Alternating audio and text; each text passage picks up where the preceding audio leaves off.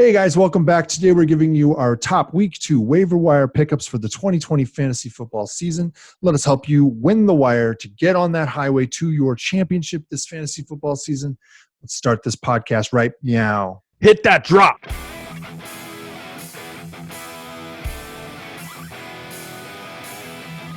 Hello and welcome to the Fantasy Football Upside. I am Justin and that is Kyle. Boom. Thanks for dropping by our fantasy football podcast and YouTube channel. Kyle and I definitely appreciate it. Wow, week 1 in the books, man. Yeah, it's a rough one, I think, for a lot of people. Very, very curious week, right? It was a lot of hamstring issues, which is, I think, very common. I'm just going to post what my team is on Facebook so everyone knows which players are going to have a hamstring issue. Yeah. If you roster anybody on Kyle's team, you're probably screwed. Yeah. But yeah. Well, I won. There is that. So. There is that. Yeah. Somehow the guy I was facing rostered more or fewer hamstrings than I did. Maybe I don't know if that happened. Well, so after week 1, that means the season has definitely started, and that means we need to win the waiver wire, guys. Yes. So early. Yes. You listened to us and won the draft. Now you get to do the same and win the waiver wire. So we are giving you our top waiver wire ads for week 2. Yep. Kyle, what you got? You know what? We're going to talk about the Yahoo ownership specifically. Yeah. So those are the percentages that we're going to be giving. We're looking at 60% rostered or less. We've only got 2 that are north of 50% tonight. Yeah. For you. So those are guys that may or may not be available in your league, but a lot of the other guys are going to be available. So we've got quite a few names so that you can find somebody that fits what you're trying to do. But you know what? Go ahead and click that like button, click the subscribe button, make sure that you hit the bell so that you're notified every time we upload the podcast so that you can get all of this timely information as it's timely, right?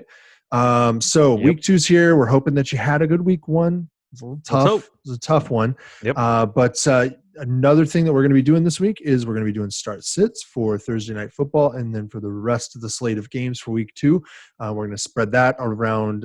Thursday Night Football will go up on Wednesday. And the rest of the Thursday, Friday games will go up. Yeah, Thursday and Friday. So those are just our start sit considerations as far as each team. But what we want from you is to give us your specific start sit questions. Do I start this guy over this guy, or what should I do about this guy? Should I have him in my roster if I have somebody else? Give us those questions. You can give them to us on a comment below this video or a comment below any of those videos. We'll try to answer your questions there. Or you can hit us up on Twitter or Facebook, as I like to say. But Twitter, you can get us at FFB Upside. It's on the screen here. And Justin is JW _Upside, and I am at Kyle _Upside, or the Upside, right? Yep. All right, so let's just dive in headfirst into the shallow end, a little bit longer of an intro than usual. And let's start right off the bat here. We've got our running backs that we're going to talk about. The first one is Joshua Kelley. He's only rostered in 13% of leagues. So apparently 13% of leagues watch us because we said roster Joshua Kelley. Yes. Because Joshua Kelley is the Mark Ingram to Austin Eckler now. Melvin Gordon. Yeah, I'm sorry. I said Mark Ingram. Melvin Gordon. They seem like the same guy to me. One much older than the other. Yeah. They are pretty similar. Yeah. Okay, so he got 12 carries for 60 yards. Justin Jackson did get hurt. He had a quad injury after 2 carries, but Joshua Kelley looked like the better player at that point already. So look, he's sliding right into the Gordon role. He's going to be able to pull down consistent yardage for you. He might get some goal line carries for you, sort of thing. Right now, he's definitely a guy that you can stash and find spot starts for you. And so I think he's a great one to go ahead and grab. You got anything for Josh Kelley? I think you hit on everything there. Justin Jackson, whenever he was playing, he didn't look as explosive as what Joshua Kelley looked. And like you said, he's going to slide right into that Melvin Gordon role, and he's going to get some goal line carries. I just don't know if they believe Austin. I mean, they believe in Austin Eckler, but I think in goal line, goal to go, you might have to throw Joshua Kelley in there. It's at least 50-50, I think, between the two of them on the goal line of who they'll use. So Yep, absolutely. So up next, we have Nyheim Hines, Indianapolis Colts. He is at 20% rostered right now, and it was kind of interesting. This all has to do, of course, right around Marlon Mack he got hurt. News is that he tore his Achilles. That's what the news is right now. But even before that, Nyheim Hines was in there a lot more than Jonathan Taylor was. So I was a little shocked by that. But that just shows you what they want to do with Nyheim Hines this year. They're going to put him all over the field. And he ended up leading the team in rush yards, and he had 2 touchdowns. He's facing the Jets next week, so he could be a nice fill-in for Mac owners or just others that may not have panned out, like a Le'Veon Bell or something like that. So yeah, they really do want to put him all over the place. And don't be afraid if they start putting Jonathan Taylor out there too, because there was a lot of times yesterday or Sunday when they had Hines and Mac on the field at the same time. Yeah, I mean, Hines can jump into the slot really quickly and still be on the field. You get the same sort of thing out of Aaron Jones. Actually, they're starting to use him in similar fashion. But what's surprising to me a little bit is that Nyheim Hines is actually showing up a little bit like Austin Eckler was for Phillip Rivers before, which is a good thing if you can grab Nyheim Hines. So I would put him near the top of like waiver priority if I'm going for if it's a priority thing where I'm ranking who I have.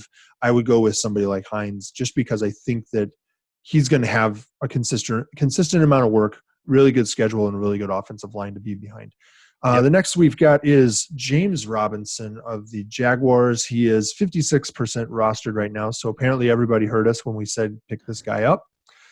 He had 16 carries for 62 yards, and there was no one else on that team who was a running back who had a carry at all, period. Laviska Shenault had a couple carries, but I think so, and I'm sure wide receiver, I'm sure that Minshew had a few scrambles, right? Yes, he did. Because he provides good amount of running. But look, they got rid of Fournette, and he was good for 300 carries a year, right? Pretty much, and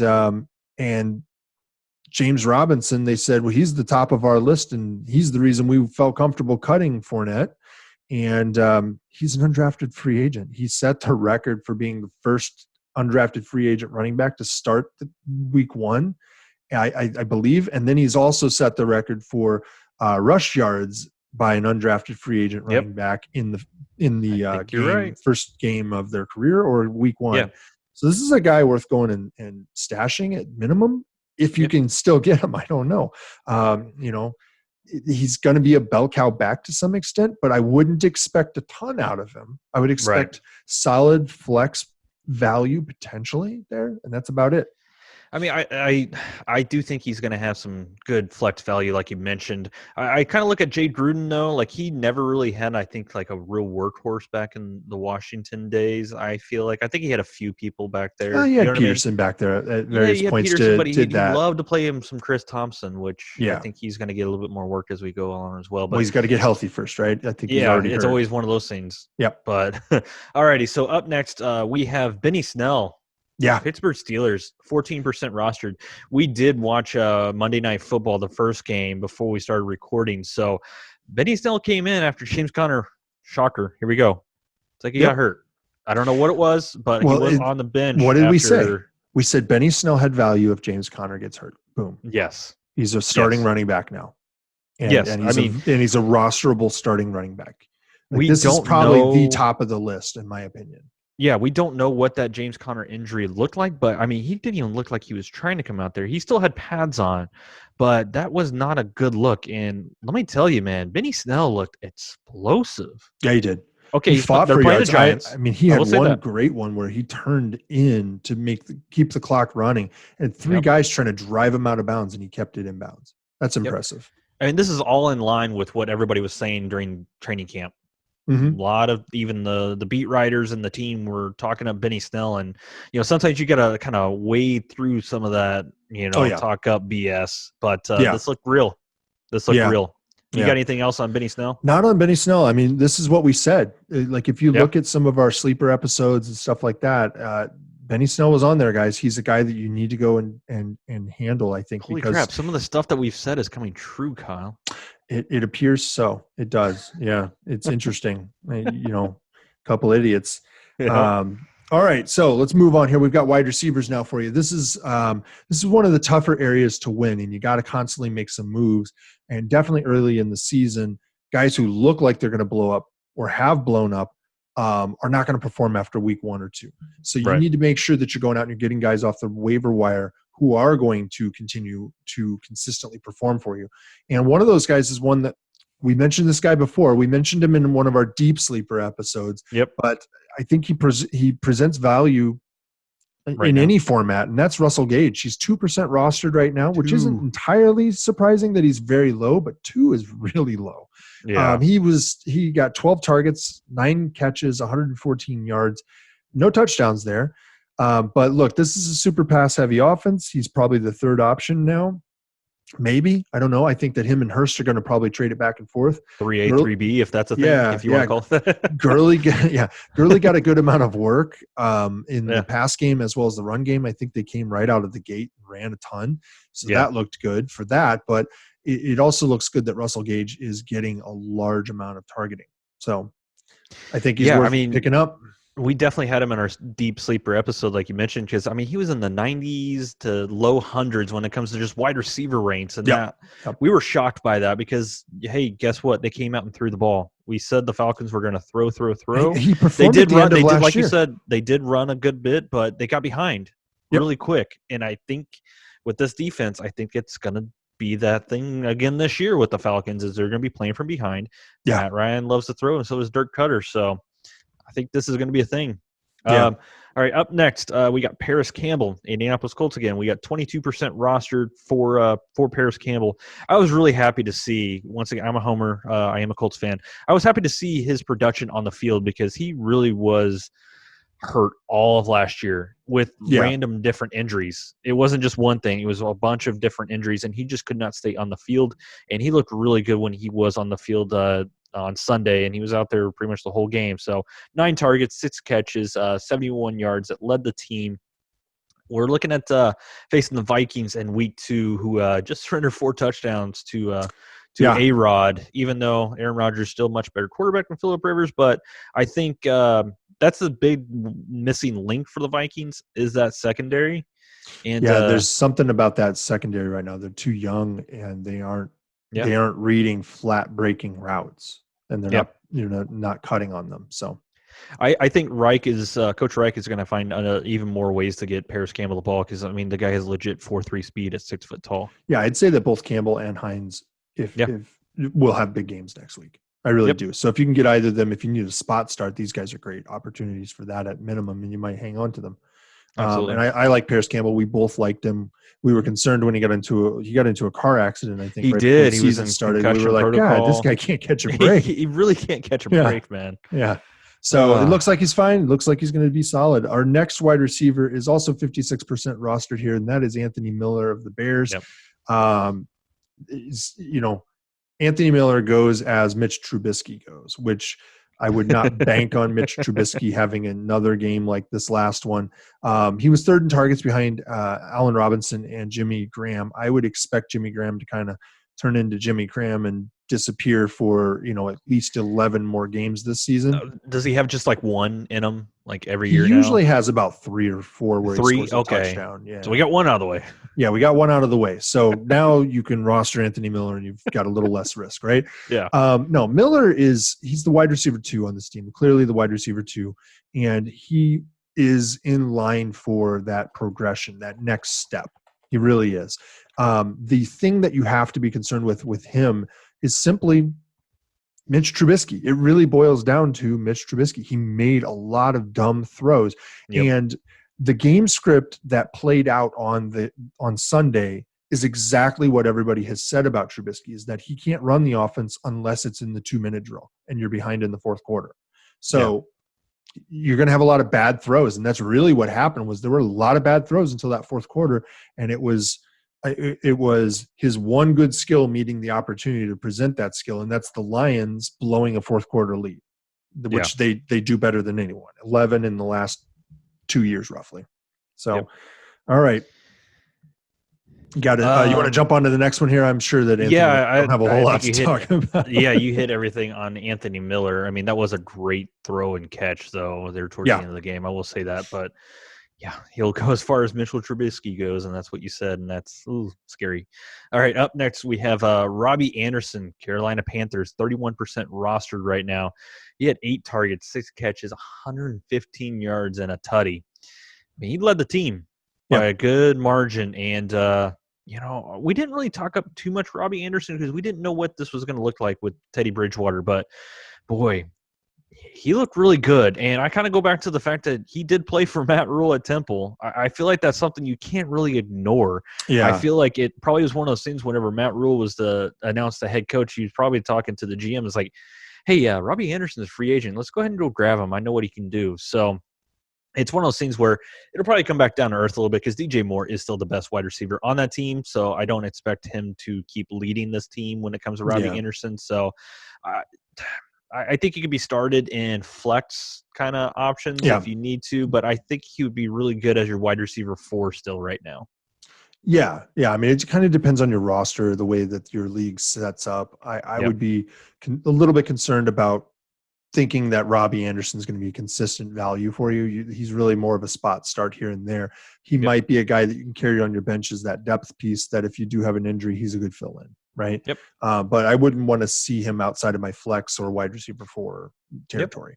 The next guy that we have is 8% owned, and that's Marquez Valdez-Scantling of the Green Bay Packers. He had 4 catches for 96 yards and a touchdown. He did have 2 big drops in the game. Which is a problem that Marquez Valdez-Scantling has had in his career. However, so did Devontae Adams. And it was about his 3rd year that he stopped doing that. So it's possible that MVS is going to figure it out. I don't know. Dude's fast. He's a lot bigger than people think. Actually. He's like 6'1" or something, and he's a pretty big guy. He's not Devontae Adams big. Like Adams is 6'1", 215 or something like that. He's not as built as Adams. Yeah, Adams is thick. Yeah. So MVS is the clear wide receiver 2 at this point, guys, in my opinion. I think that Lazard is there to get shorter gains. He's an over-the-middle type of receiver. He's a slot kind of guy. He's not going to be outside as much as MVS will be there. I think that that's what you're going to see going forward. And look, what we saw on Sunday is different than what we saw last year, which was primarily the run game. And if this is what LaFleur's offense is meant to be, this might be a guy worth owning, actually. I think people have written off wide receiver 2 in Green Bay, and it turns out that they do intend to throw the ball. They intend to throw a lot of disguises out there and do a lot of crazy stuff. So I think it's one worth considering. Yep. So you want to move on here to QB, get us moving? Up next for QB, our first one on QB is Gardner Minshew, man. Yeah. He looked really good against my Colts, and it's one of those things where he's just kind of continuing what he did towards the end of last year. It's one of those things where he was highly efficient last year, and he still is doing the same this year. And he always provides a good rushing floor. I think he had something like the most rushing or most scramble yards or something like that last year. I think so. Yeah. He was some stat like that, and he showed it off again. Where you just don't think of Gardner Minshew as like a rushing kind of QB, but he's been able to get kind of slippery and get around. He came out of an air raid system, so I always think of the air raid guys as having that little bit of rushing ability. Yeah, the little wiggle. They got to throw on the run a little bit more, that kind of stuff. Like getting out, moving the pocket is always an important aspect of that system. And so I always think of them as runners a little bit too. And his weapons look pretty good. DJ Chark, of course, looked good. Laviska Shenault looked a lot better than I thought he would first game of the season. Oh, yeah. He looked a lot better. And then even Keelan Cole, flashes of Keelan Cole a couple of years ago looked pretty good. And they're still waiting for D.D. Westbrook to get fully healthy. So he's got some weapons. Mm-hmm. Mm-hmm. So yeah, I mean that team is a little surprising, I think, all around in that their offense is probably going to be better than people give them credit for. It might be that they're the Miami Dolphins this year that were the Miami Dolphins last year. That's the new Florida team that you can stash players on and suddenly surprise people.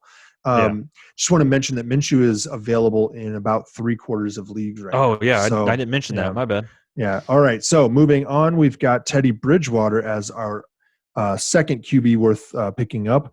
He's not necessarily great, but he's going to provide you solid value if you pick him up. He's got, if you have an early buy, he's going to fit in for you. Yeah. And if you're trying to prep for that right now, you can do that. Bridgewater did okay, and that was without DJ Moore really showing up. I think that this offense has got some growth to go through for a little while. You've got several new pieces, including a new play caller, and that's in Rule. And so you're going to see a lot of different things evolve with this offense. But you have the one consistent thing, and that's Christian McCaffrey, and that's going to provide a base around the rest of this offense, or around which the rest of this offense can build. And so that's going to present constant opportunity for somebody like Bridgewater or the other players that we've mentioned, DJ Moore and Robby Anderson. So it's an offense worth considering here, guys. They will start to score more consistently, I think. Yep. That's, I don't really have anything else to add about Teddy Bridgewater. I mean, it's still kind of a wait and see. I feel like with the Carolina offense, just kind of see. But if you're wanting to add someone, like you said, to kind of get prepared for the bye weeks or something like that, Teddy Bridgewater is a good add. That's for sure. I may not put maybe a waiver claim possibly on that one. I don't know. I wouldn't spend a whole lot. No. Yeah, exactly. But because you can always snag somebody pretty late in the process. So absolutely. So we have our tight ends now. So we do have some tight end kind of waivers out there, which is always kind of that hard position. It's necessary. They're dropping like flies already. Already, man. Already. And this first one, I actually mentioned during our start-sit segment last week. Yeah. And it's Logan Thomas of the Washington football team. I said, keep an eye on how many routes he runs and targets and everything like that. Well, Logan Thomas is only 2% rostered right now. That's going to change. That is going to change. He had 8 targets, only 4 catches, 37 yards, and a tutty. So hoping those kind of that catch percentage goes up. I didn't get to watch too much of the game, so I wonder if Dwayne Haskins was maybe slightly erratic, which could be a possibility. But Logan Thomas is highly athletic as a former quarterback coming out of college, and they made that transition a few years ago now. So I think he's learned enough about the position and how to get open and how to run all the routes. And it's one of those things where I think he's just going to continue, and Washington's going to play from behind quite a bit this year. Yeah. So they're going to have to throw it. My concern is just that they're not going to score a whole lot of points. They didn't last year. They probably won't this year. They're garbage fantasy points or garbage fantasy points, but I get what you're saying. It's even when they were playing from behind last year, they still weren't scoring. No, they averaged like 14 points per game last year as a team. So that's there's not a whole lot of fantasy value going around in an offense like that. Yeah. All right. Our last waiver wire player for the week is Dallas Goedert. He's 56% rostered as well. I don't know how that's real. I don't understand how he's like, people just don't understand that he and Ertz are both phenomenal tight ends. And the only reason that Goedert isn't getting his due is because Ertz is so phenomenal, right? Yeah. He had 9 targets, 8 catches, 101 yards, and a touchdown. And that touchdown was pretty darn athletic, man. I mean, he ran that thing in and ran through people to get there. Ertz had 7 targets, 3 catches, 18 yards, and a touchdown. And that touchdown came like I think it was the first touchdown of the game. And that was about it. Like there was nothing that happened with him after that pretty much. So look, this offense did at times appear to struggle. They did lose to Washington, right? So I think that the problem for them is they don't have enough people who have stepped up to become a presence beyond Zach Ertz. Like he's the guy. And then they had Miles Sanders was already out, and then they lost Boston Scott. So look, this offense is likely to run through the tight end position. And so I think both Ertz and Goedert are rosterable players who you can slot in and start if you need to, at least with Goedert. I know that you can do that with Ertz, and you better be doing that with Ertz. But with Goedert, I think you can get away with doing that this year. You're probably going to be able to pass. It's so weird that we're saying that, okay, I think you can roster 2 tight ends from the same team. Yeah, but that's because they have one maybe wide receiver. Maybe. Yeah. And even he's hurt. Yeah. And then Deshaun Jackson's on a pitch count because he can't stay healthy for a whole year. So, it's very interesting what this is going to look like for the Eagles this year already. Yeah, we'll see. I mean, Reagor could step up. I mean, he had 1 catch for 55 yards on 3 targets, I believe. Yeah. So if he starts hauling them in, that could change the dynamics of this team too. But I think that only benefits guys like Goedert. Yeah, so absolutely. He's a big guy. So, all right, guys, that is it for the waiver wire episode here for week 2. We're hoping that you guys are able to grab a few of these guys, fill any holes that have, jumped up on you after week 1, which was a very brutal week for a lot of people. Yeah. Do not cut guys just because you think that, this guy is done for the year, right? Yeah. As far as like, he's just not going to present value. Remember what you spent on them in the draft and, try to protect that value a little bit. Give them time. This season is a little weird. No preseason, so there's a lot of injuries in the first week. That's going to happen for a little while, guys.